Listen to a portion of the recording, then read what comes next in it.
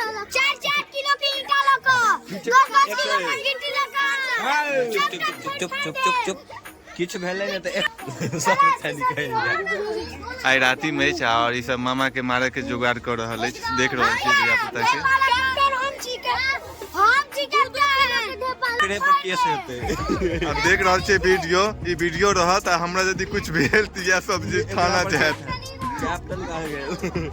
ते दुआरे हम वीडियो बना रहल छी सब जेल जात या सब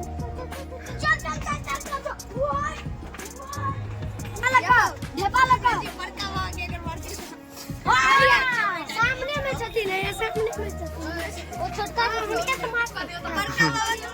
ढेला कर दे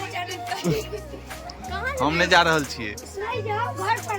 हां आओ घर पर जो दियावे छिए 11 नंबर सैंडल में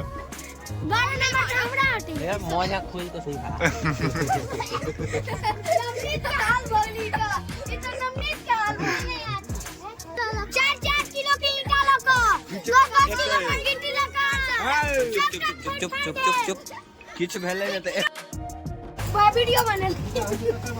अब तक ये चंगू मंगू ये दोनों ये सुनो हम रात फुर्सत नहीं है हां बाज कचिया हंसू मामा को लगेगा ढेपा से मार अब हां तो जानो जाय छै की बेर नो सब ले सब आदमी जाय चल ले ढेपा से हंसू लगे बता दो त खाबो के नो जे छै ते ओ निसावादी के घर आई ढेपा से लगा बउआ जे आई ढेपा से लगा आहा के मानव